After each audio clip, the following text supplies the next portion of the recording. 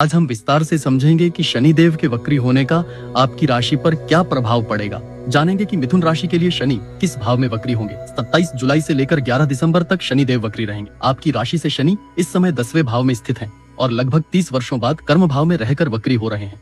वर्तमान में शनि रेवती नक्षत्र में है, जो बुध का नक्षत्र है। बुध आपकी राशि के स्वामी होने के साथ साथ चतुर्थ भाव के भी स्वामी है। इसलिए शनि जिस नक्षत्र में स्थित है उसके कारण बुध का प्रभाव भी इस पूरे समय में महत्वपूर्ण रहेगा। ज्योतिष में जिस ग्रह के नक्षत्र में कोई ग्रह स्थित होता है उसके फल देने में उस नक्षत्र स्वामी की भूमिका भी बहुत महत्वपूर्ण मानी जाती है। वक्री शनि की दृष्टि 12वें भाव, चौथे भाव और 7वें भाव पर रहेगी। इन तीनों भावों के कारण करियर, घर परिवार, जीवन साथी, विदेश, खर्च और कार्यक्षेत्र से जुड़े विषय विशेष रूप से सक्रिय रहने वाले हैं। 10वां भाव कर्म, पद, प्रतिष्ठा और कार्यक्षेत्र का सबसे महत्वपूर्ण भाव माना जाता है। यही कारण है कि कर्म भाव में शनि का वक्री होना आपके लिए एक महत्वपूर्ण संकेत है। विशेष रूप से इसलिए भी क्योंकि मकर राशि के स्वामी स्वयं शनि हैं और कर्म भाव के प्राकृतिक कारक भी शनि ही माने जाते हैं। मुझे यहाँ यह भी दिखाई दे रहा है कि जो लोग काफी समय से खाली बैठे थे, नौकरी की तलाश में थे या अपने करियर को लेकर असमंजस में थे, उनके जीवन में अब धीरे धीरे बदलाव शुरू हो सकते हैं। सोच बदलने लगेगी, काम करने का तरीका बदलेगा और जिम्मेदारियां भी बढ़ेंगी। एक और महत्वपूर्ण बात यह है कि जब शनि वक्री होते हैं तो वे एक भाव पहले के विषयों को भी सक्रिय करते हैं, इसलिए यहाँ 9वें भाव से जुड़े विषय भी प्रभावी रहेंगे। इसी कारण लंबी यात्राओं,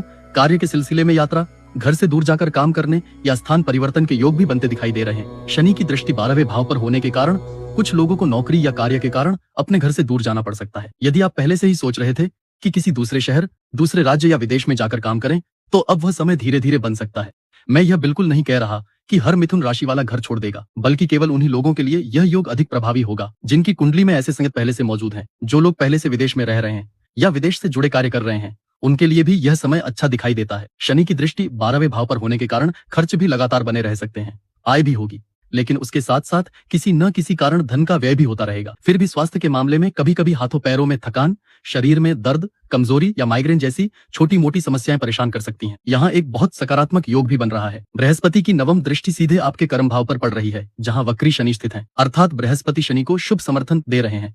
यही कारण है कि करियर का पूरा क्षेत्र अत्यंत सक्रिय हो रहा है। यह योग आपको अधिक समझदार, व्यवस्थित, प्रबंधन क्षमता वाला और अपने काम में निपुण बना सकता है। विशेष रूप से नौकरी की तलाश कर रहे लोगों के लिए अच्छे संकेत दिखाई दे रहे हैं। और एक महत्वपूर्ण समय रहेगा 9 अक्टूबर के बाद। इस दिन शनि उत्तरा भाद्रपद नक्षत्र अर्थात अपने ही नक्षत्र में प्रवेश करेंगे। उसके बाद करियर, पद, नौकरी, कार्यक्षेत्र और भाग्य से जुड़े मामलों में सकारात्मक परिणाम मिलने की संभावनाएं और अधिक मजबूत होती दिखाई दे रही हैं। इसके साथ ही एक और महत्वपूर्ण बात भी दिखाई दे रही है। शनि के इस प्रभाव के कारण आपकी गूढ़ विषयों, रिसर्च, आध्यात्मिकता, ज्योतिष, योग, ध्यान और ऑकल्ट नॉलेज में रुचि बढ़ सकती है। यदि आप पहले से इन विषयों से जुड़े हुए हैं तो आपकी समझ गहरी होगी। आध्यात्मिक यात्राओं के योग भी बन सकते हैं या फिर धीरे धीरे आपका झुकाव ईश्वर, साधना और आत्मज्ञान की ओर बढ़ सकता है।